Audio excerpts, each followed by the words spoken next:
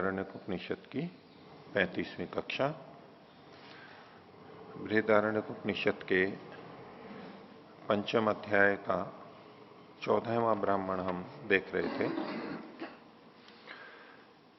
पिछली कक्षा में इस ब्राह्मण की 3 कंडिकाओं को हमने देखा था, जिसमें गायत्री मंत्र के बारे में बताया गया है। गायत्री की महिमा महात्म्य एक ढंग से प्रस्तुत किया गया। तो 3 लोक, पृथ्वी, अंतरिक्ष और द्युलोक, ये 3 मिलके ऐसे हैं जैसे कि गायत्री का एक पद 8 अक्षरों वाला, ये भी उसके साथ बराबरी की गई। गायत्री का दूसरा पद ऐसे जैसे कि 3 वेद, ऋग, यजु और साम, बहुत सारे ऋग्वेद के मंत्र, ऋचः बहुत सारे यजुंशी और बहुत सारे साम मंत्र, सामानी, वो सब मिलकर के उसके बराबर गायत्री का एक पद है, 8 अक्षर। और इसी तरह से तीसरा पद उसका तो प्राण, अपान और व्यान, ये 3 प्राण मुख्य रूप से, 5 में भी ये 3 मुख्य, प्राण, अपान और व्यान, इसके बराबर इसकी तुलना की गई। और गायत्री के चौथे पद को भी कहा गया, जो कि पूर्ण निश्चल है, दोषों से रहित है, जो दिखाई सा देता है, जो इन सब से ऊपर है, ये चौथा रूप भी बताया गया। आगे चौथी कंडिका में गायत्री के बारे में ही चौथे पद और अन्य कुछ उसके बारे में बता रहे हैं। तो लिखा है सैषा गायत्री, ये वही गायत्री जिसके बारे में चर्चा कर रहे थे। ये गायत्री एतस्मिन् तुरीये दर्शते पदे परो रजसी प्रतिष्ठिता, ये जो गायत्री है इस चौथे स्थान में जो कि दर्शते पदे, दिखाई देता जैसा पद है, होता नहीं है लेकिन दिखता सा है, और सब समस्त दोषों से दूर, निर्मल, परो रजसी, उसके अंदर ये प्रतिष्ठित है, वहां पर ये स्थित है। यानी इसका फल यहां नहीं मिलना, इसका फल और कहीं मिलेगा। ये चौथा पद है। तद्वई तत्सत्य प्रतिष्ठितम, और बोले ये जो चौथा पद है जहां ये गायत्री प्रतिष्ठित है, वो किस में है? वो सत्य में प्रतिष्ठित है, ये सत्य रूप है, और सत्य की बहुत बड़ी महिमा बताई गई। तद्वई तत्सत्य प्रतिष्ठितम, क्योंकि वो सत्य स्वरूप है, वो उसका ब्रह्म का सत्य स्वरूप है। वो जिस तरह से निर्मल वहां पर रहता है, उसको तरफ संकेत है, क्रियाओं चेष्टाओं से रहित, पूर्णतः निर्मल, आनंद में मग्न, वो जो मुक्ति वाला रूप है, और वही वास्तव में सत्य रूप है। वही सत्य का हमें पूरा पूरा साक्षात्कार होता है। उससे पहले की स्थितियां लौकिक दृष्टि से बहुत सत्य को बताती हैं। यूं तो हम थोड़ा बहुत देखते सुनते हैं, वो भी सत्य होता है, उसमें भी सत्य होता है, बहुत सारा सत्य होता है, समाधि में भी सत्य होता है। लेकिन ये जो चौथा रूप है मुक्ति वाला, वो एक अलग है। उसमें जो सत्य का साक्षात्कार होता है, सत्य रूप है, वो और कहीं नहीं है, वैसा और कहीं नहीं है। तो वो सत्य में प्रतिष्ठित है। बोले सत्य क्या है? तो कहा चक्षुर वही सत्यम, ये आंखें ही सत्य है। अब चौथे पद की चर्चा थी गायत्री के, उससे उस तुरीय अवस्था की बात की जा रही है, उसको सत्य में प्रतिष्ठित किया जा रहा है। और सत्य किस में प्रतिष्ठित है? चक्षु में प्रतिष्ठित है। वापस फिर यहीं पर ही ले आए, नेत्र में। तो ये सारा का सारा क्या, वो इस चक्षु में सत्य प्रतिष्ठित है, और सत्य में वो पद प्रतिष्ठित है, और गायत्री का पद तो उसकी महिमा केवल यही है। इन सब का आधार तो ये चक्षु हो गया, ऐसा लिखा हुआ प्रतीत होता है। चक्षुर वही सत्यम, ये चक्षु ही सत्य है। क्यों है चक्षु सत्य? तो कहा चक्षुर ही वही सत्यम, तस्मात् यत इदानीम द्वौ विवदमानौ एयाताम, 2 जने अगर आपस में विवाद कर रहे हों और वो आए, तो उनमें से एक कहे अहम अदर्शम अहम अश्रौषम इति, वो कहे कि मैंने ऐसा देखा है। दूसरा कह रहा है कि नहीं, मैंने ऐसा सुना है, मैंने ऐसा देखा है इसलिए मैं ठीक हूं। दूसरा कहता है मैंने ऐसे सुना है इसलिए मैं ठीक हूं। ऐसा दोनों में विवाद हो तो दोनों में से किसको सच माना जाएगा? देखे वाले को, जिसने देखा है। तो यह एवं ब्रूयात अहम अदर्शम इति तस्मई एव श्रद्धाधामा, जो ये कहता है कि मैंने देखा है, हम उसी के प्रति श्रद्धा रखते हैं, इसलिए चक्षु ही सत्य है। तो अब यहां ये जो चक्षु शब्द है, ये चक्षु प्रत्यक्ष प्रमाण के लिए संकेत के रूप में हमें स्वीकार करना चाहिए। चक्षु का मतलब केवल ये आंखें नहीं है, प्रत्यक्ष के अंदर भी अक्ष शब्द है, वो नेत्र से भी जुड़ा हुआ है, वो इंद्रियों से भी जुड़ा हुआ है। यद्यपि जो सुना है वो शब्द तो कानों से सुना है, उतने अंश में वो प्रत्यक्ष है, श्रोत्रेंद्रिय से भी शब्द का प्रत्यक्ष होता है, लेकिन किसी विषय में हमने केवल सुना है, वो प्रत्यक्ष नहीं कहलाता है। तो सत्य किस पे प्रतिष्ठित है?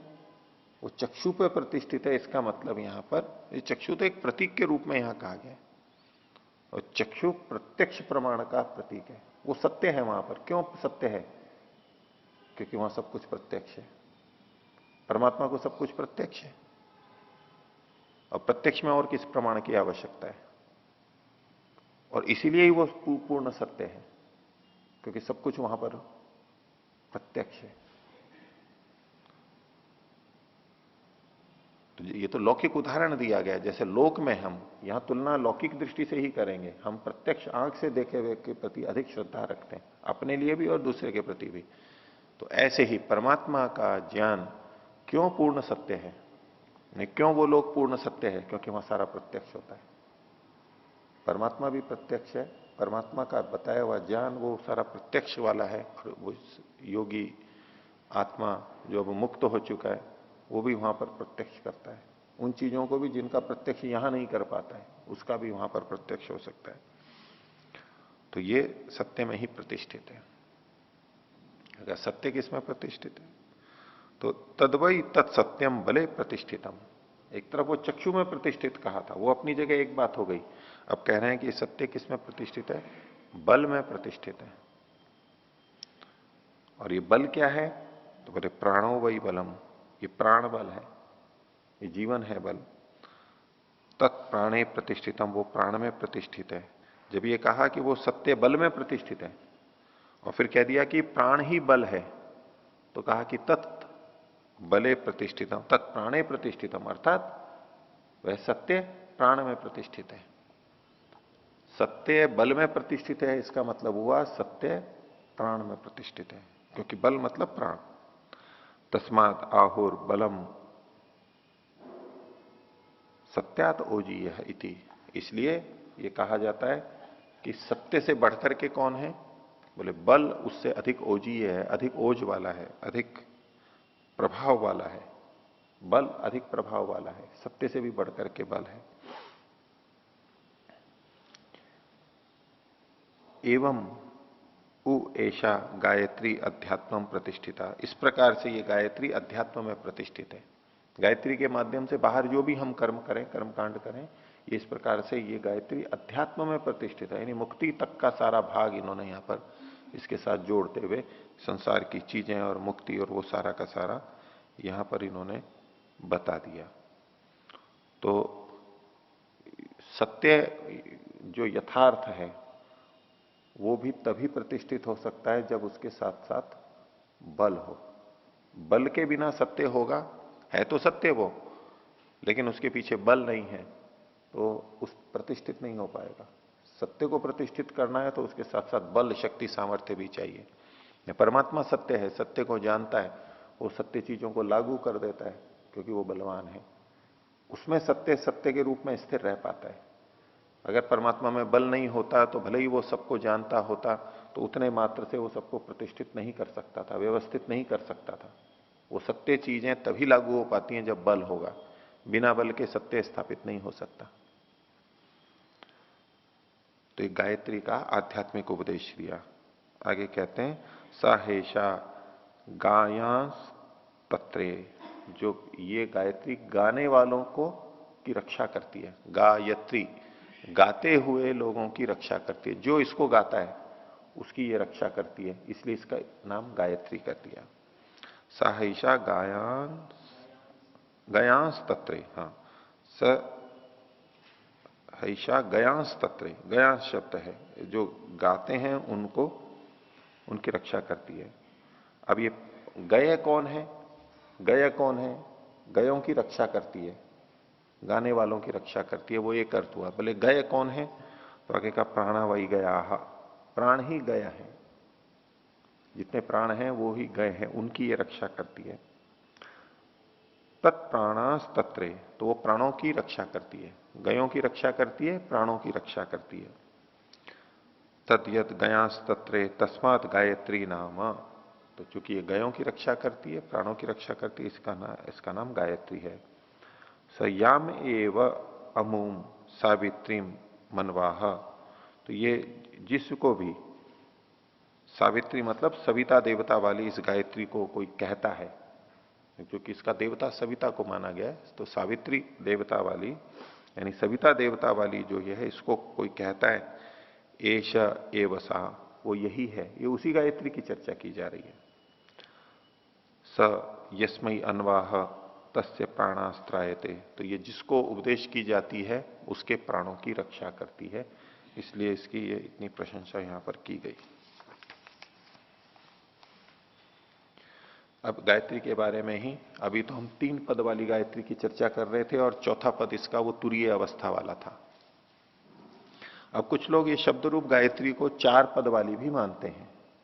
ये गायत्री छंद है, इसका नाम छंद का नाम ही गायत्री पड़ गया इस कारण से। तो दूसरी 4 पद वाली 8-8 वाली तो 32 अक्षर वाली हो गई, अनुष्टुप छंद वाली। उसके लिए कहा ताम हईताम एके सावित्रीम अनुष्टुभम अनवाहु। कुछ लोग इसको अनुष्टुप छंद वाली कहते हैं, 32 अक्षर वाली कहते हैं, 8-8 के 4। वाग अनुष्टुप एतत् वाचम अनुब्रूम इति, तो कुछ लोग कहते हैं कि वाणी ही अनुष्टुप है, वाणी जो है ये अनुष्टुप है और उसी का वो कथन करते हैं, इसी का वो दूसरे को उपदेश करते हैं। तो उसके लिए ये उपनिषदकार कहना है न तथा कुर्यात, ऐसा नहीं करें। गायत्री का उपदेश करे तो 3 पद वाली गायत्री का ही उपदेश करे। ये जो चर्चा चल रही है ये 3 पद वाली गायत्री की चर्चा है, 4 पद वाली गायत्री की चर्चा नहीं है, अनुष्टुप छंद वाली गायत्री की चर्चा नहीं है ये। न तथा कुर्यात, ऐसी 4 पद वाली गायत्री का उपदेश ना करे। गायत्रीम एवं सावित्रीम अनुब्रूयात, इस गायत्री का ही जो सावित्री सविता देवता वाली है उसी का यहां पर कथन करे। यद इह वा अपि एवं विद बहु इव प्रतिगृहणाति, और जो इसको जानने वाला जब इसका उपदेश करता है तो जिसको उपदेश किया है उससे दक्षिणा के रूप में यदि बहुत कुछ चीजें भी लेता है, बहु इव प्रतिगृहणाति, बहुत बहुत खूब चीजें ले लेता है, बहुत धन है, सोना चांदी है, गाय आदि पशु हैं, अश्व हैं, इनको बहुतों को भी वो अगर ले लेता है तो भी न हैव तद गायत्र्या एकंचन पदम प्रति, वो गायत्री के एक पद के प्रति भी दक्षिणा नहीं है। अर्थात गायत्री के एक एक पद की दक्षिणा बहुत अधिक है, गायत्री का एक एक पद अमूल्य है। वो कितना है वो आगे बताएंगे, उसके साथ में तुलना करेंगे, तुलना करके बताएंगे। तो कह रहे हैं कि बहुत कुछ भी ले ले, जिसको वो बहुत समझता है, देने वाला भी सोच रहा है कि मैंने बहुत दे दिया है, तो भी वो उसके लिए कम है। गायत्री के एक पद की तुलना में भी वो दक्षिणा नहीं होगी, वो कितनी भी दे ले। संसार में कोई व्यक्ति क्या क्या देगा, कितना दे सकता है, तो वो एक पद के बराबर भी नहीं होगी, इतनी इसकी दक्षिणा है। अर्थात इसका महत्व तो बहुत अधिक बताया गया है। ये जो 4 पद वाली गायत्री का वर्णन किया, ये ऋग्वेद में हमें प्राप्त होती है। ऋग्वेद के 5वें मंडल के 82वें सूक्त का पहला मंत्र है, 5-82-1। तो यहां सत्यव्रत जी वाली पुस्तक में 934वें पृष्ठ पर जो अनुच्छेद शुरू होता है दूसरा, उसमें इन्होंने यहां लिखा हुआ भी है तत्सवितुर वृणीमहे, ये एक पद हो गया। वयम देवस्य भोजनम, ये दूसरा पद हो गया। श्रेष्ठम सर्वधातमम, ये तीसरा पद हो गया। और तुरम भगस्य धीमई, ये चौथा पद हो गया। ये 4 पद वाली गायत्री है। बहुत से लोग इससे भी आहुतियां देते हैं, इसका भी जप करते हैं कई जने, 4 पद वाली उपनिषद में आया है। हालांकि निषेध किया, इसका उपदेश नहीं करें, स्वयं कई जने इसका वचन भी करते हैं कि 3 पद वाली गायत्री भी हो गई, अब ये 4 पद वाली गायत्री से हम उपासना करते हैं। कोई पूछ सकता है कि भाई गायत्री, त्रिपद गायत्री तो आपने जानी है, कि 4 पद वाली गायत्री को जानते हो क्या? बहुत से लोग जो विशेष विशेष प्रश्न करते हैं ना, ऐसे प्रश्नों में ये भी एक प्रश्न है कि अच्छा गायत्री मंत्र को जानते हो? बोले हाँ जानते हैं। बोलो। अब तो थोड़ा सा तो कहेगा, अब हम सोचेंगे गायत्री तो बहुत सामान्य चीज है। बोले अच्छा 4 पद वाली गायत्री को जानते हो?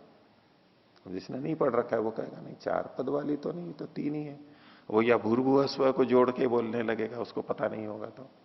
न तो तत्सवितुर्वृणीमहे, ये वाला जो यहां पर कथन है, महर्षि दयानंद ने भी इसका भाष्य किया है। और उसका तात्पर्य यही है कि हम उस परमात्मा की उपासना करें और किसी की उपासना न करें, उसको छोड़ करके सर्वश्रेष्ठ जो परमात्मा है उसी का वर्ण करें। वो ही हमारे लिए सब कुछ देगा और वही हमारे दोषों को भी नष्ट करेगा। तो ये जो 3 पद वाली गायत्री है उसी के बारे में आगे और बता रहे हैं। छठी कंडिका, स य इमा स्त्रीन लोकान पूर्णान प्रतिगृहणीयात। अगर कोई इन तीनों लोकों के को दक्षिणा में ले ले, कैसे? जो कि परिपूर्ण है, तीनों लोग भी परिपूर्ण है, परिपूर्ण धन धान्य से परिपूर्ण। एक होता है कि किसी को कोई राज्य मिल गया, गांव मिल गया, लेकिन ऐसा गांव मिला जो कि खाली है, लोग भी नहीं है, धन संपत्ति नहीं है, सब कुछ लूटा जा चुका है, ऐसा गांव मिला किसी को, लूटा पिटा गांव, लूटा पिटा देश, ऐसा नहीं।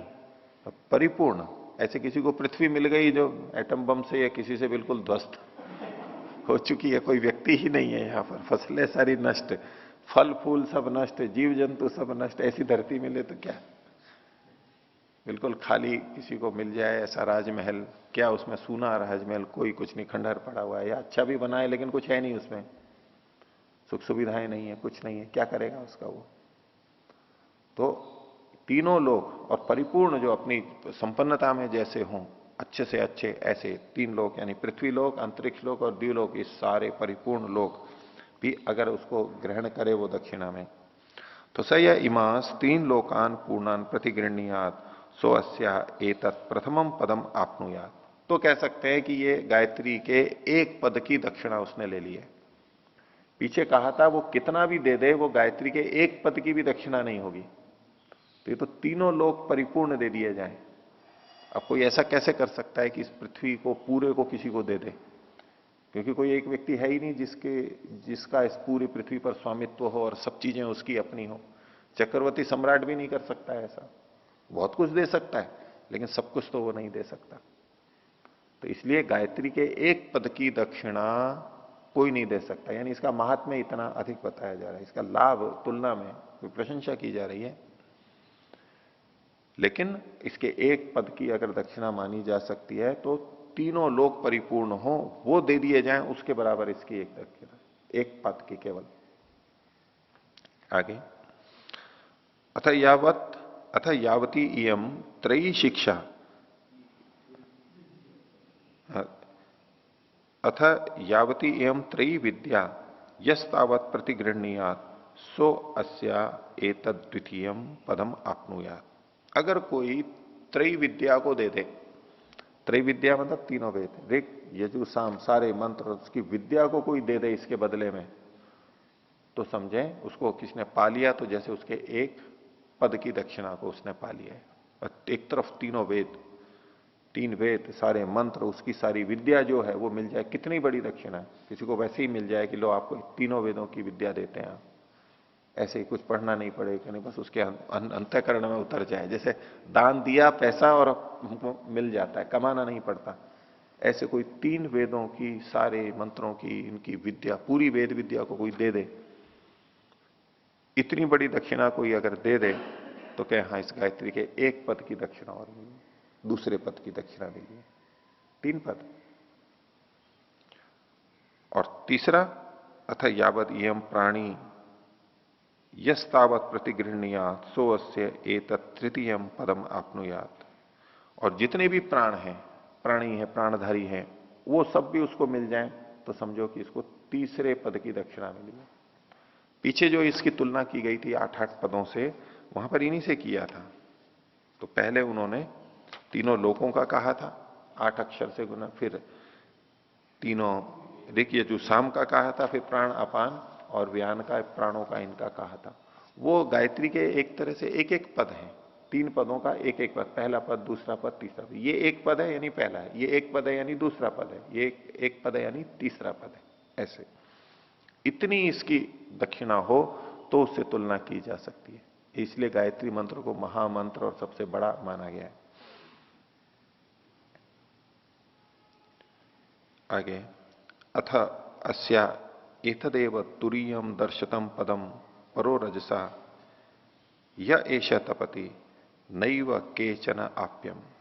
अब ये जो चौथा पद था गायत्री का, जिसकी चर्चा पीछे कर रहे थे, ये चतुष्पदा गायत्री की नहीं, त्रिपदा गायत्री के जो 3 पद हैं और उससे जो चौथे पद की प्राप्ति होती है, जो तुरीय पद कहा गया, उसकी तुलना किससे करेंगे?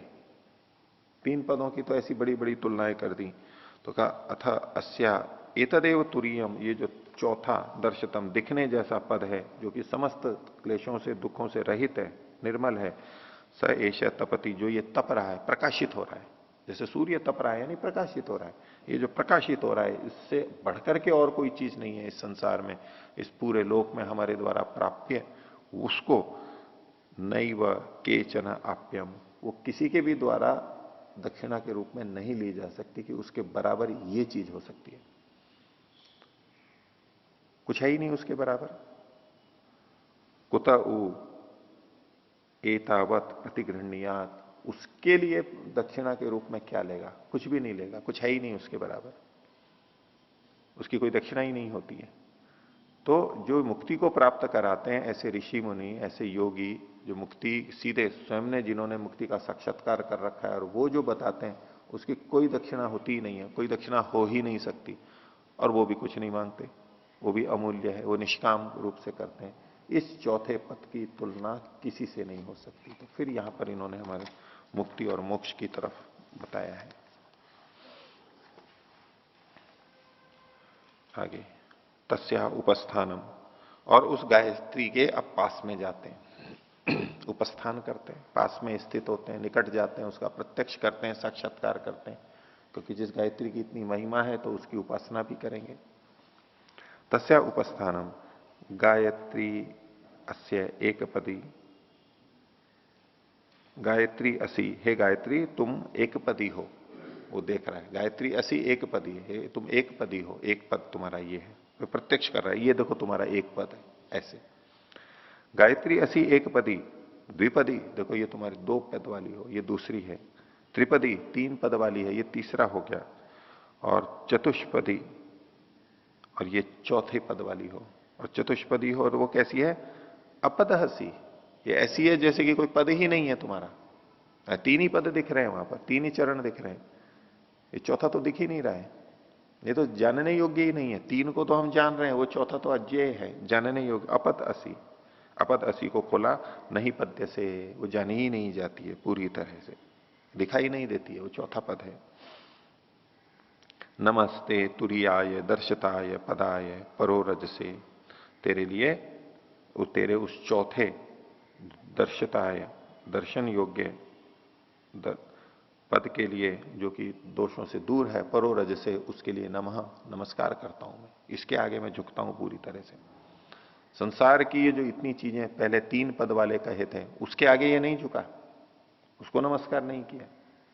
वैसे तो सामान्य व्यक्ति उनको भी नमस्कार करता है, थोड़ा कुछ अधिक मिल जाता है तो उसको नमस्कार करता है, झुकता है उसके आगे, उसके लिए वही बहुत बड़ा लगता है। लेकिन जिसने इन सबके क्षण भंगुरता को देखा है, इससे कृतकृत्यता की प्राप्ति नहीं होती है, वो इनके आगे झुकेगा नहीं, नमन नहीं करेगा, वो छोड़ करके इनको आगे जा रहा है। वो कहां झुक रहा है? इस गायत्री के चौथे पद में, मुक्ति पद में, वहां आगे झुक रहा है कि हाँ, इसके आगे मैं झुकता हूं, मुझे ये प्राप्त हो गया, इसे मुझे प्राप्त करना है, तो मैं उसको नमस्कार करता हूं, उसका आदर करता हूं। ये वो सच्ची चीज है जो मुझे मिलनी चाहिए, जिसको पा करके मैं कृतकृत्य हो सकता हूं, बाकी तो दुख से युक्त है। असौ अदो मां प्रापत इति, उसको तो नमस्कार किया, फिर आगे क्या कहते हैं? असौ, ये, अदो, इसको, इस चतुर्थ पद को, मां प्रापत इति, प्राप्त ना करें। सर्वनाम में प्रयोग किया गया है, किसके लिए कह रहे हैं? तो यह इसको, चौथे पद को प्राप्त ना करे, ये ऐसा चौथा पद जो कि सर्वश्रेष्ठ था, उसके लिए कहा जा रहा है कि यह इसको प्राप्त ना करे, किसी के लिए कहा जा रहा है। तो कौन हो सकता है? वो दुष्ट व्यक्ति ही हो सकता है। जो दुष्ट व्यक्ति हैं, पापी हैं, वो इस पद को प्राप्त ना करें, ये भी एक प्रार्थना है। बहुत बार अध्यात्म के अंदर ये होता है कि सबके लिए अच्छा हो, सबके लिए हो, इस तरह की प्रार्थनाएं बहुत अच्छी मानी जाती हैं। वैदिक प्रार्थनाओं के अंदर इस तरह की प्रार्थनाएं भी हैं। दुष्ट को ये प्राप्त नहीं हो, योग्य को ही प्राप्त हो, ऐसी प्रार्थना की जा सकती है। इसको द्वेष नहीं कहते, इसको अविद्या नहीं कहते, इसको दूसरे की हानि करना नहीं कहते। ये एक मापदंड है कि नहीं, ऐसे व्यक्ति ही, श्रेष्ठ व्यक्ति ही इसको प्राप्त करें, ये भावना की जा सकती है। जैसे कोई इंजीनियर बने या डॉक्टर बने या प्रशासनिक अधिकारी बने, तो उसके लिए हम सामान्य जनता ये प्रार्थना कर सकते हैं, नहीं ऐसा व्यक्ति कभी नहीं बने। अब ये उस व्यक्ति से द्वेष नहीं किया जा रहा है, और एक योग्यता का मापदंड नहीं, ऐसा व्यक्ति इस पद पे नहीं आए। जिसको मिर्गी का रोग है वो हमारा चालक नहीं बने, गाड़ी नहीं चलाए, उससे दोष नहीं किया जा रहा, वो पात्र नहीं है, वो हटे यहां से। ऐसा व्यक्ति हमारा प्रधानमंत्री नहीं बने, ये किसी व्यक्ति से द्वेष नहीं किया जा रहा है। ऐसा व्यक्ति हमारा सुरक्षा करने वाला सैनिक नहीं बने। ये जो भावना है, ये इसमें द्वेष नहीं है, और हम सब करते हैं इस बात को, ऐसी कामना हम करते हैं। लेकिन जब हम इस तरह के शब्दों को बोलने लगते हैं तो आज के तथाकथित अध्यात्म वाले वो कहते हैं ये तो द्वेष है, क्योंकि अध्यात्म में द्वेष का काम ही नहीं है। द्वेष तो हटाना है, बोलिए तो द्वेष कर रहे हो, ये द्वेष नहीं है। और अगर इसको भी द्वेष कहेंगे तो हर व्यक्ति इस तरह से करता है। इस तरह के जो उदाहरण मैंने आपके सामने रखे, वो उदाहरण अगर रखे जाएं तो कहेंगे हाँ ये तो ठीक बात है, वो उसमें भी तो द्वेष ही है, आप क्यों मना कर रहे हो? नहीं, ये व्यक्ति हमारा प्रधानमंत्री नहीं बने, ये हमारा मुख्यमंत्री नहीं बने, ये हमारा अध्यापक ना बने, ये सब हम क्यों कहते हैं? तो एक उच्च मापदंड होते हैं सीए का और का, इनमें कि जिसके कम अंक आते हैं उसको बनाते ही नहीं है, लेते ही नहीं है, उससे एक स्तर बना करके रखते हैं। भाई ऐसा व्यक्ति इसमें नहीं जाएगा, इस योग्यता वाले को लेंगे नहीं, वो भले ही खाली पड़ा रहे, नहीं लेंगे उसको। और जो वहां पहुंचा है वो ये कह सकता है कि हाँ ऐसे कम योग्य व्यक्ति है, ये इस स्थान पे ना आए, नहीं बने, नहीं आना है उनको। तो ऐसे ये व्यक्ति कह रहा है जो इस मुक्ति के लायक हो गया, कह रहा है ये जो पापी व्यक्ति हैं, दुष्ट व्यक्ति हैं, असौ अदो मां प्रापत, ये इसको कभी प्राप्त ना करें। और ये अध्यात्म में प्रार्थना में कोई दोष नहीं है। इसलिए वेद में बहुत सारी प्रार्थनाएं ऐसी आती हैं कि इनको दुष्टों को ये नहीं मिले, दुष्टों का ये हो जाए, उनका ये हो जाए। इसको देख करके लोग कहते हैं कि ये तो ईर्ष्या द्वेष से भरे हुए थे, ऐसी ऐसी प्रार्थनाएं करते हैं। प्रार्थना तो ये अच्छी है कि सब अच्छा हो, इसका भी भला हो, इसका भी अच्छा हो, वो एक अलग दृष्टि से है। लेकिन ये इस प्रार्थना में भी कोई दोष नहीं, ये प्रार्थना वैदिक है, अनुकूल है, उचित है, यथार्थ पर आधारित है। ऐसे यहां पर उपनिषद में कहा असौ अदो मां प्रापदिति। कौन? यम द्विष्यात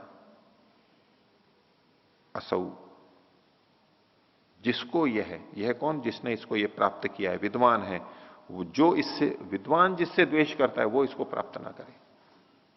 विद्वान व्यक्ति, योग्य व्यक्ति, शुद्ध पवित्र व्यक्ति जिससे द्वेष करता है, वो विद्वान शुद्ध पवित्र व्यक्ति किससे द्वेष करेगा? वो दुष्टों से करेगा। जो धर्म में बाधा खड़ी करता है उससे द्वेष करेगा। वो सज्जनों के प्रति क्यों द्वेष रखेगा? धार्मिकों के प्रति क्यों द्वेष रखेगा?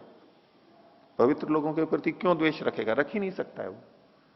तो जो दुष्ट व्यक्ति हैं उनके प्रति विद्वान पवित्र आत्मा जो द्वेष करता है कि नहीं इसको ये नहीं मिलना चाहिए, उनको ये कभी भी नहीं मिले। अच्छे लोगों की ही वृद्धि हो, जो अच्छे लोगों को प्रिय नहीं है उनकी वृद्धि कभी नहीं हो। यम दुष्यात असौ, क्या कहे उनके लिए कि अस्मयी कामो मां समृद्धि थी, इसकी कामनाएं पूर्ण ना हो। ये पवित्र व्यक्ति दूसरे के लिए कह सकता है इसकी कामना पूर्ण ना हो, भगवान करे इसकी ये मंशा पूरी ना हो जाए।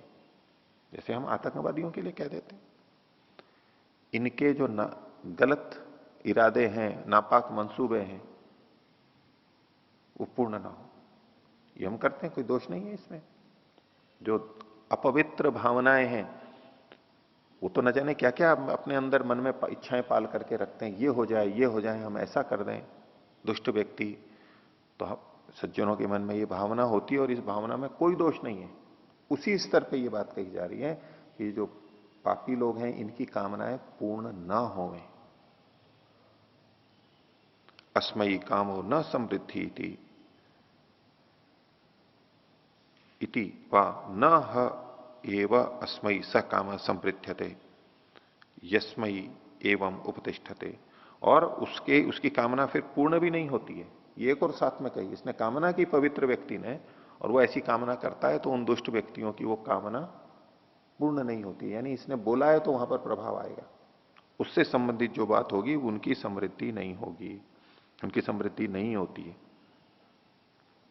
जिसके प्रति वो इस तरह की भावना करता है, प्रार्थना करता है, अहम अतः प्रापमिति, और मैं इसको प्राप्त करूं, मैं इसको प्राप्त करूं, मैं इस ऊंची स्थिति को प्राप्त करूं, ये प्रार्थना कर रहा है, और ये इसको प्राप्त ना करे, ये भी साथ में प्रार्थना कर रहा है। ये दोनों ही के दो तरह से प्रार्थना हो सकती है। कोई केवल अपने लिए करे, मेरे को ये स्थिति प्राप्त करनी है, ये ऊंची स्थिति प्राप्त करनी है, यहां भी ठीक है। और वो कहे कि इन दुष्टों को ये स्थिति प्राप्त ना हो, ये भी ठीक है। दोनों तरह से की जा सकती है।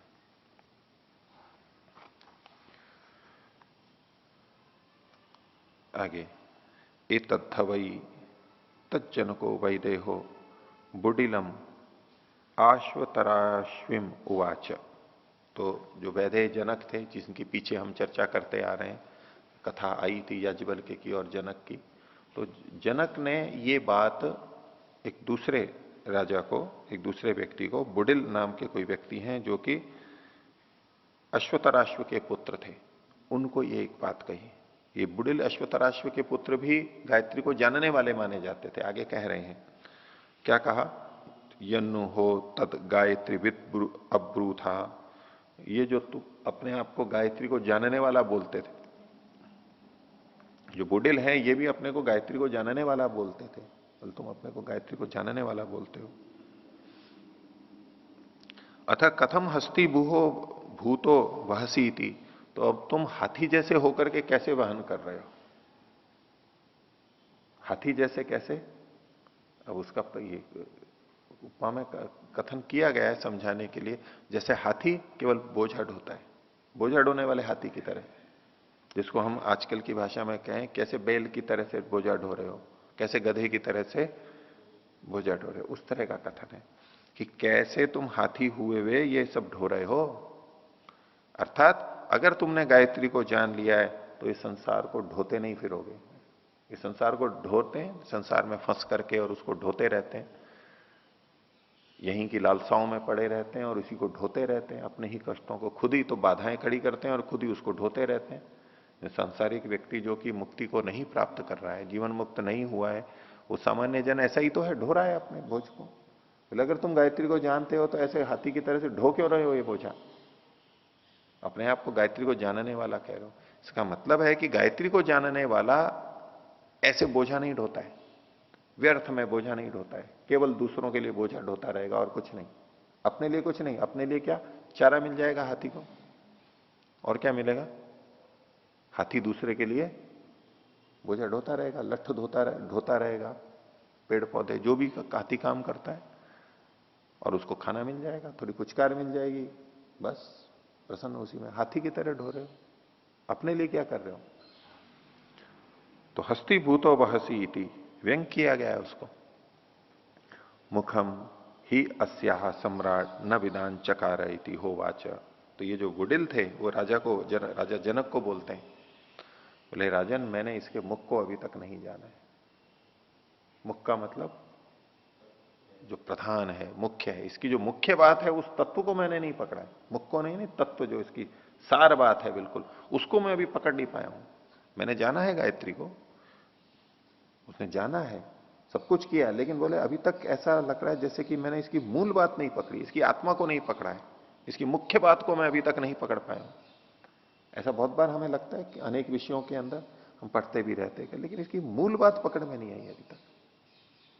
जान भी लिया लेकिन अभी हाथ में नहीं आई है, अपना उस पर वश नहीं हुआ है, वशीकार संज्ञा जैसी स्थिति नहीं बनी है अभी। तो ऐसे ही वो बोले कि मैंने इसके मुख्य बात को अभी तक नहीं जाना है, पकड़ा नहीं है। यूं गायत्री के बारे में बहुत कुछ बोला है, जैसे आप और हम बोलते रहते, ऐसे बोले कि मैंने अभी उसको मुख को नहीं जाना है। मुखम ह अस्या सम्राट न विदान चकारयति होवाचे, उसको पता था कि मैंने अभी मुख को प्राप्त नहीं किया है। मुख को प्राप्त कर लेता तो ऐसे हाथी की तरह बोझा नहीं ढोता रहता, संसार में नहीं फंसा रहता। तो राजा जनक उसको उपदेश देते हैं कि तस्या अग्निरेव मुखम, अग्नि ही उसका मुख है गायत्री का। गायत्री का मुख अग्नि है। अब गायत्री कोई एक व्यक्ति हो जिसके ऐसा मुख हो, ऐसा तो कुछ नहीं। गायत्री का भी चित्र बना दिया है, उसकी प्रतिमा बना दी है, ऐसा है, एक महिला का रूप दे दिया। अब उसका भी मुख है, बोले अग्नि मुख है, तो गायत्री के चित्र में मुख के आगे वहां पर अग्नि निकलती हुई दिखा दें, ऐसा कल्पना कर सकते हैं ना? कर सकते हैं। लेकिन यहां जो कहा जा रहा है अग्नि उसका मुख है, मुख मतलब मुख्य चीज इसमें अग्नि है। अग्नि कौन? जो अग्रणी होता है वो परमात्मा इसका मुख्य तत्व है। इस गायत्री को करते हुए हम उस सविता सूर्य तक ही सीमित रह जाएं और कहीं रह जाएं, परमात्मा इसका मुख्य है। ये जो सारी पीछे प्रशंसा की गई चौथे पद की, वो परमात्मा परक अर्थ लेते हुए की गई है। तो ये अग्नि इसका मुख है। और कैसा है मुख? क्या है? यदि हवा अपि बहु एव अग्नौ अभ्यादधति सर्वमेव तत्संदहति। और ये मुख कैसा, अग्नि कैसे है? अग्नि शब्द क्यों किया? कि बहुत सारा भोजन भी, यदि बहुत सारी चीजें भी अग्नि में डाली जाती हैं तो अग्नि उस सबको जला देती है, सबको भस्म कर देती है। एवं इसी प्रकार से, यानी मुख को नहीं जाना, मुख को जान लिया तो क्या लाभ हो जाता? कि इसमें जो कुछ डलता वो सब भस्म हो जाता। जैसे अग्नि सबको भस्म कर देती है, कितना भी अधिक डाल दें उसमें, सबको भस्म कर देगी, विराट अग्नि हो। एवं ही एवं विद यद्यपि बहु इव पापम कुरुते, तो जो इस प्रकार जान लेता है इसको, गायत्री और इसके मूल तत्व को, वो यद्यपि बहुत सारा पाप करता है, बहुत सारा पाप करता है। कितना सारा पाप करता है? तो सर्वमेव तत्सम संपसाय, तो उस सब को, उस सब पाप को संपसाय, भक्षण करके, खा करके, भक्षण अर्थ में सा धातु, तो उस सब को खा करके, भक्षण करके। अब खाना भक्षण करना ऐसे जैसे अग्नि के मुख में कोई चीज दी तो भस्म करके, उस सारे को भस्म करके। और भक्षण का एक अर्थ भोगना भी होता है, हमने खा लिया यानी तो भोग लिया। तो उस सब को, इस सारे पाप को भोग करके शुद्ध शुद्ध पूत पवित्र अजर क्षीण न होने वाला अमृत संभवती, वो अमर हो जाता है, मुक्ति को प्राप्त कर लेता है। अर्थात इस गायत्री को जप करके वो पापी से पापी व्यक्ति भी शुद्ध होकर के मुक्ति को प्राप्त कर सकता है। तो यहां जो कहा गया यद्यपि एवं वित यद्यपि बहु इव पापम कुरुते, उसका सामान्य अर्थ यूं देखेंगे तो क्या लगेगा कि जो इसको जानता है, इस गायत्री की महत्ता को ऐसे जानता है कि इससे मुक्ति तक जाया जाता है, तो वो कितना भी पाप करे, पाप करे मतलब गलत कार्य करे, तो भी वो शुद्ध ही रहता है। अर्थात ऐसा व्यक्ति कुछ भी करे, हिंसा करे, झूठ बोले, कुछ भी करे, उसको वो पाप लगता ही नहीं है, इसका ये अर्थ नहीं है। जो इसको जानता है वो तो ऐसे पाप करेगा ही नहीं। कुरुते का मतलब है कि अब तक जो वो करता रहा है, आदत में है उसके, वो ऐसा करता है, मतलब आदत में है उसके। किया, कभी किया, अभी नहीं कर रहा है, करता है। ये जो वर्तमान में कथन आता है वो कि ये शराब पीता है, ये झूठ बोलता है। हम यूं कहें कि इसने शराब पी थी, इसने झूठ बोला था, दोनों में अंतर हो। ये शराब पीता है, इसने शराब पी थी। पीता है का मतलब पी रहा है इतना ही नहीं है, ये शराब पीता है मतलब पीछे भी पीता था, अब भी पी रहा है, आगे भी पी रहा है, अभ्यास में है, उसकी आदत में है। तो जो ये पाप करता है, यानी पाप करने का जिसका अभ्यास बना हुआ है, आदत बनी हुई है, पाप में लिप्त है पूरा, ऐसा व्यक्ति भी, कोई भी आत्मा इस सब का भक्षण करके, तो एक तो है कि गायत्री के जप से, गायत्री के अर्थ को परमात्मा परक लगा करके, अपने संस्कारों को ऐसा शुद्ध करके, और गलत संस्कारों को जो दग्ध बीज कर देता है तो शुद्ध पवित्र हो जाता है, कितना भी पाप किया उसने। संस्कार को ठीक कर लिया, वो सब समाप्त। कितना भी पापी से पापी हो, हमें लगता हो कि ये कभी भी ठीक नहीं होगा, या हमें अपने प्रति लगता हो कि मैं तो कभी सुधर ही नहीं सकता हूं, मेरे से तो ये पाप छूट ही नहीं सकता है, वह भी व्यक्ति, कोई भी व्यक्ति, कोई भी आत्मा इस सब को जला करके गायत्री के माध्यम से शुद्ध पवित्र पूत अमृत हो सकता है। किन्हीं को ये लगता है कि एक कर्म किए हैं, पाप किए हैं, तो भोगे बिना तो कैसे बात बनेगी, भोगना तो पड़ेगा उसको। अगर उस तरह भी संगति लगाना चाहें तो ये सर्वम एव तत्संसाय, सबका भक्षण करके, और भक्षण करना मतलब भोगना, तो भोगना अर्थ लेकर के भी कि जिसने इस गायत्री को जान लिया है और जो उसने पाप कर्म किए हैं उनको सबको भोग करके और वो शुद्ध पवित्र हो जाता है। और जिसने गायत्री का जप नहीं किया, गायत्री की उपासना नहीं की, वो इन कर्मों के फलों को भोगता हुआ भी, फलों को भोग करके भी शुद्ध पवित्र नहीं हो पाता है। क्योंकि कर्म फल तो भोग लिया है, लेकिन संस्कार तो अभी भी वैसे ही है, वैसे ही दुष्ट संस्कार तो विद्यमान है, तो शुद्ध पवित्र तो नहीं होगा। उस गलत संस्कार के कारण फिर गलत कर्म करता रहेगा, गलत कर्म करता रहेगा, फल भोगता रहेगा, शुद्ध पवित्र कहां हुआ वो। तो सर्वमेव तत्संसाय, इसको भोग अर्थ भी ले लें, फल कर्म फल भोग ले लें तो भी कोई आपत्ति नहीं, उस तरह भी इसकी संगति बहुत अच्छी है। और जो उसने पाप कर्म किए हैं, संस्कार शुद्ध कर लिए, भावना सारी शुद्ध कर ली, तो वो कर्माशय उसको फल नहीं देगा, उस पर भी इसकी संगति हो सकती है।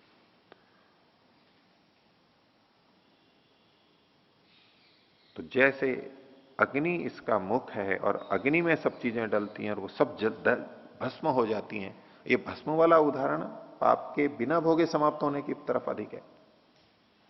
एक भोग करके होता है, एक भक्षण कर लिया, जला दिया मुख के अंदर, समाप्त कर दिया उसको, उस पर रख दिया, दोनों तरह से देखा जा सकता है। तो ऐसा ये हो जाता है। तो बोले तुमने अभी इसको जाना नहीं है, इसीलिए तो हाथी के समान ढो रहे हो ये सारा का सारा संसार की चीजों को, ऐसे ऐसे कार्य कर रहे हो जिसमें लिप्तता है, जिसमें कि आसक्ति है, और जिसमें कि विभिन्न पापों को भी करते चले जा रहे हो इस शरीर के लिए और कार्यों के लिए, गलत गलत कार्य, असत्य आदि, हिंसा आदि, चोरी आदि, ये सब करते चले जा रहे हो। तो गायत्री को क्या जाना है? गायत्री को जानने का फल इस रूप में आना चाहिए, ये अंतिम परिणति यहां पर बताई गई। इसलिए गायत्री को इतना ऊंचा स्थान दिया गया, ये तुरीय अवस्था को प्राप्त कराने वाला है, ये भावना यहां पर बताई गई। ये 5वें अध्याय का 14वां ब्राह्मण पूरा हुआ। अब इसके आगे 15वां ब्राह्मण है, और इसके अंदर कुछ इन्होंने मंत्र श्लोक दिए हैं, मंत्र कह सकते हैं, ये ईशोपनिषद के मंत्र हैं जो यहां पर दिए, इकट्ठा करके कईयों का संग्रह किया इन्होंने। और ईशोपनिषद यजुर्वेद के 40वें अध्याय का प्रतिरूप है, जो इसकी काण्व शाखा है यजुर्वेद की, उसका जो कतु रूप है, जो हमारे को आज ईशोपनिषद के रूप में उपलब्ध होता है, वो यजुर्वेद की काण्व शाखा का 40वां अध्याय है। और जो हम पढ़ते हैं शुक्ल यजुर्वेद जो वाजसनेयी शाखा का, उसमें और इसमें अंतर है शब्दों का, कहीं कहीं है, बहुत सारा तो एक जैसा है और बहुत सारा कुछ काफी कुछ कई चीजें अंतर में भी है। तो ये काण्व शाखा का है, तो इसकी व्याख्या तो पीछे ईशोपनिषद में हो ही चुकी है। वहां के मंत्र हैं यहां पर दिए गए हैं। हिरण्यमयेन पात्रेण सत्यस्य अपिहितम मुखम, एक चमकीले पात्र के द्वारा सत्य का मुख ढका हुआ है, ये दूसरे ढंग से व्याख्या है। यजुर्वेद के 40वें अध्याय की जब हम शुक्ल यजुर्वेद की उसकी व्याख्या करते हैं तो वो एक अलग व्याख्या होती है, महर्षि ने उसकी अलग व्याख्या की है। तो चमकीले पात्र से सत्य का मुख ढका हुआ है। तत्वम पूषण अपावृणु सत्य धर्माय दृष्टये, हे पूषण, हे पुष्टि को चाहने वाले, तो इसको सत्य धर्म को जानने के लिए, देखने के लिए इस स्वर्णिम उसको ढक्कन को हटा दे, इसी पे चमक से वहीं ऊपर मत रह जा। ये जो संसार है इसकी व्याख्या ऐसे की जाती है, बड़ा चमकीला, बड़ा आकर्षक दिखाई देता है, इसके अंदर सत्य छिपा हुआ है। तो यहीं अगर ऊपर चमकीले में फंस के रह जाएंगे तो अंदर का सत्य ज्ञात नहीं होगा। तो इसको हटा दे, ढक्कन को खोल दे, सत्य तो अंदर रखा ही है, केवल ढक्कन ही खोलना है। इसको जो चमकीला रूप है इसका आकर्षण हटा करके, इसको छोड़ करके और अंदर चल जा। पूषण एकर्षे यम सूर्य प्राजापत्य व्यूह रश्मिन समूह तेजो यत्ते रूपम कल्याणतमम तत्ते पश्यामी। तो ये पुष्टि वाले एक ऋषि, उसको प्रार्थना की जा रही है कि ये सब तेरा कल्याण रूप जो है, कल्याणतम रूप है, ये सत्य कल्याणतम रूप है। ये जो स्वर्णिम रूप दिखाई दे रहा है ये कल्याणतम नहीं है, इसको तो हटाना है। परमात्मा परक इसमें अर्थ लेते हुए और भी बातें कही गई हैं, तो इसकी व्याख्या तो पहले हो ही चुकी है।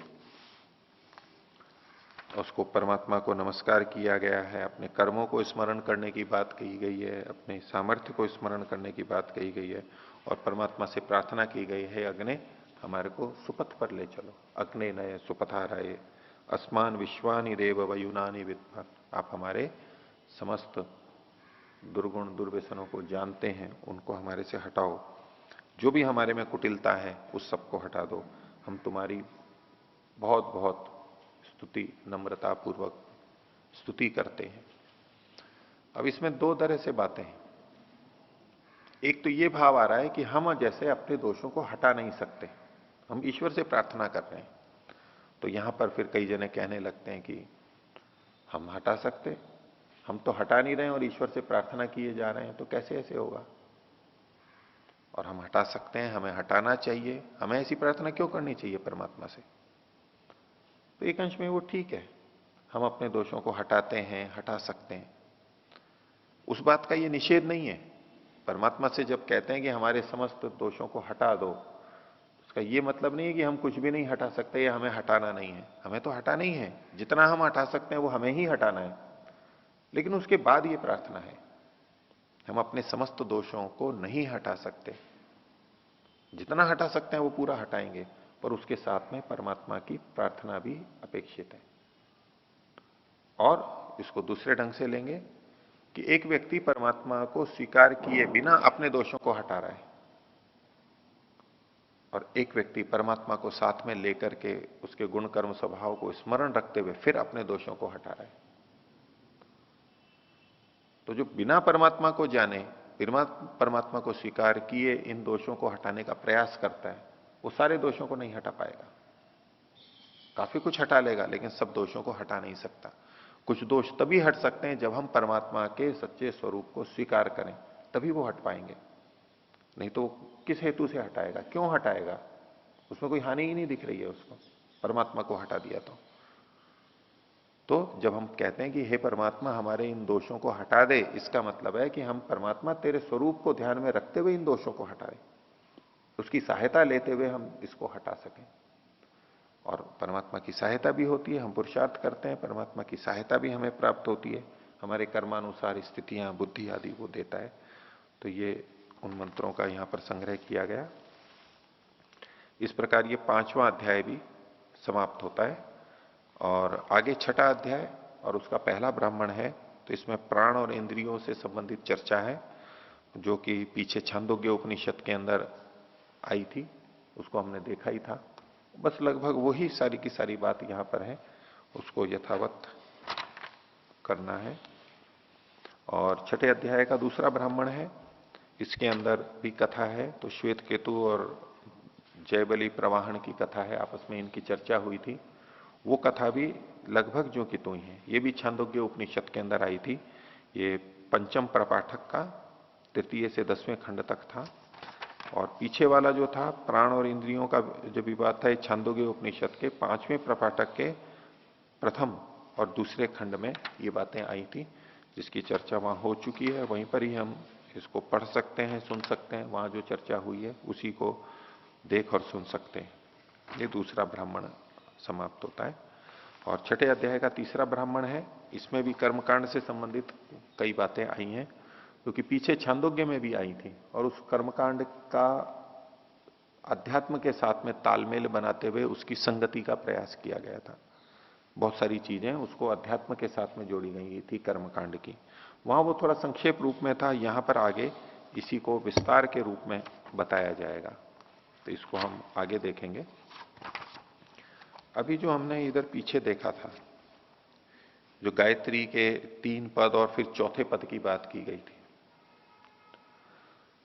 तो साधना करते समय जब हम वृत्ति निरोध करते हैं, वृत्ति को रोकना चाहते हैं, उसके लिए बहुत सारे उपाय किए जाते हैं, बहुत सारे उपाय हम करते रहते हैं। उन उपायों में एक उपाय ये होता है कि हम नाम और रूप को छोड़ते हैं। जितने भी नाम हैं और जितने भी रूप हैं, जितनी वस्तुएं हैं उनके नाम हैं कुछ, और उनका अपना अपना रूप है, स्वरूप है, आकार प्रकार है, गुणधर्म है। जब हम नाम को स्मरण करते हैं तो उसके साथ साथ उसका अर्थ भी आ जाता है, उसके गुणधर्म आ जाते हैं। गुणधर्म को करते हैं तो उसका नाम आ जाता है। यानी नाम और रूप साथ में चलते रहते हैं, और नाम और रूप आया तो वृत्ति बन गई। हम चाह रहे हैं परमात्मा का ध्यान करना, और उसको करते करते यदि अन्य चीजों के नाम और रूप आ गए तो यही वृत्ति बन जाती है। कोई व्यक्ति याद आ गया, कोई घर परिवार याद आ गया, कोई घटना याद आ गई, अपना भूतकाल याद आ गया, दुख दर्द याद आ गया, सुख याद आ गया, भविष्य की योजनाएं करने लगे, इत्यादि इत्यादि बहुत सारी बातें हैं। तब एक चिंतन प्रारंभ होता है कि भाई ये वृत्तियां उठ क्यों रही हैं? क्योंकि हम ये मान के चल रहे हैं कि ये है, ये व्यक्ति है, ये घर है, ये संस्था है, ये मेरा व्यापार है, ये फैक्ट्री है, ये दुकान है, मेरे आसपास ऐसे लोग हैं। उनको हम स्वीकार करते हैं तभी तो उनसे संबंधित वृत्तियां उठती हैं। तो उसका एक उपाय फिर आता है कि इन वस्तुओं को ही समाप्त कर दो। ऐसी मानसिक स्थिति बनाएं जैसे कि ये वस्तुएं हैं ही नहीं, वस्तुएं ही नहीं है। तो उसके लिए फिर इनको नष्ट करना, यानी प्रलय का संपादन किया जाता है, प्रलय अवस्था का संपादन।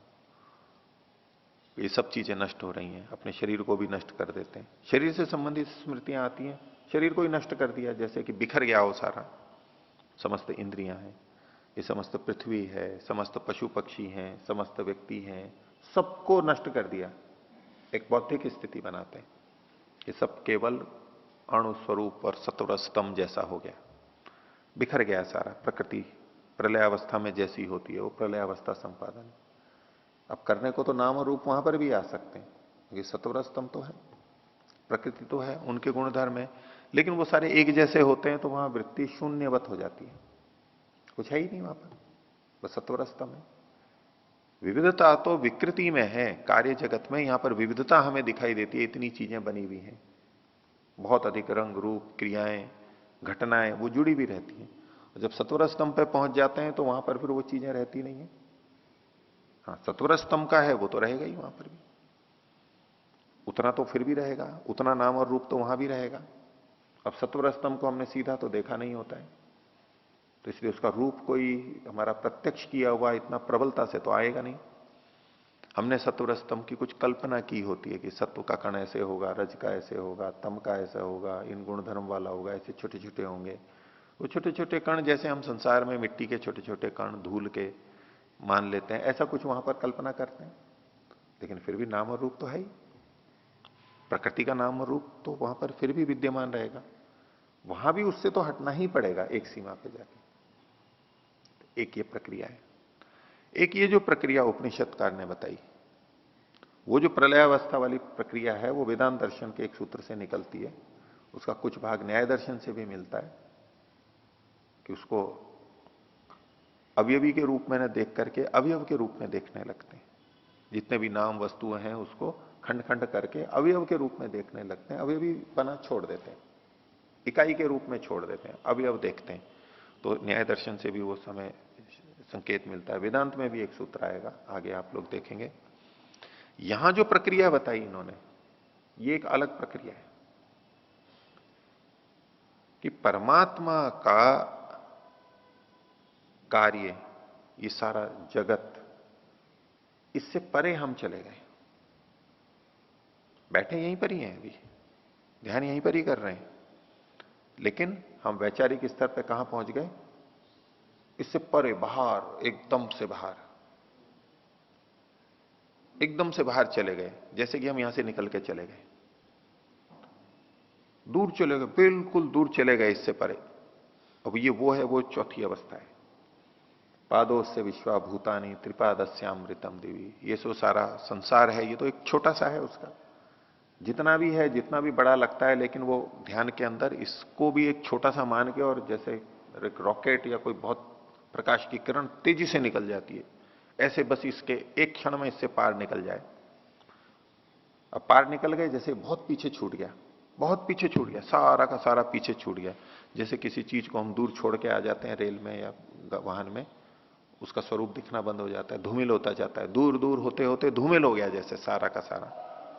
ऐसे इससे परे चले गए और ये जो सारा था वो एकदम धूमिल हो गया, गया गया गया, एकदम चलेगा। अब कौन है?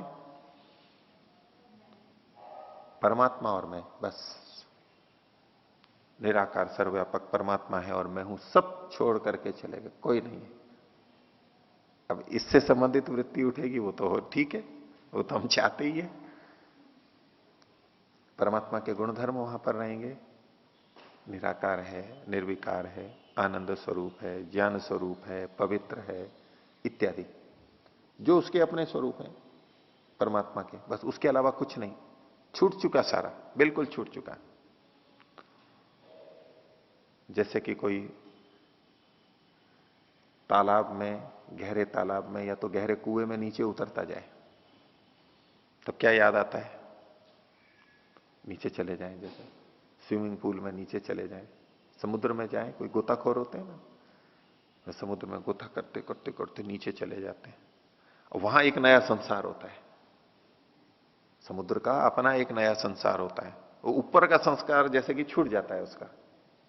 और कुएं में जाएंगे तो वहां मान लो कुछ दिख भी नहीं रहा है हमारे को, कुएं में गहरे गहरे में जाते गए जाते गए जाते गए, तो अब क्या लग रहा है? बस पानी पानी और मैं, और कुछ नहीं। ऊपर क्या है वो याद नहीं आ रहा है, बस अब पानी पानी में नीचे जा रहा हूं, ऊपर आ रहा हूं, बस वही सांस रोक रखा है मैंने, उससे संबंधित बाकी सब चीज हो गई।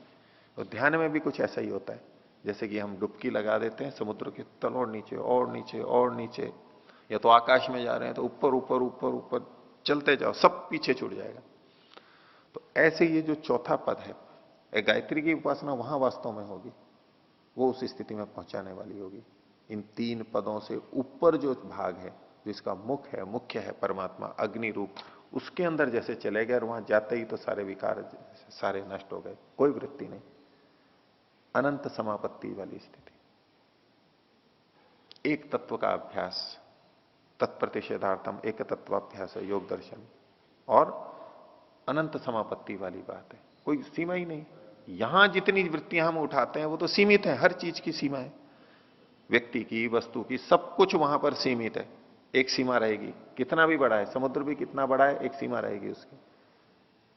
लेकिन वहां जाकर के कोई सीमा नहीं, किसी चीज की कोई सीमा नहीं, ऐसी अनंत स्थिति, निकलते जाओ, कितना भी दौड़ना है, जाना है तेजी से, अव्याहत गति से, जाते जाओ, कुछ नहीं है, कुछ भी नहीं है। ये अनंत समाधि, ये चौथा पाद है। उस स्थिति में वृत्ति निरोध वाली और ये सब स्थितियां बन सकती हैं, इसलिए कहा वो अपद है, जानने योग्य नहीं है, इस तरह से जानने योग्य, अव्यक्त है, दिखता सा है लेकिन है कुछ नहीं वहां पर। तो आज का पाठ इतना ही रखते हैं।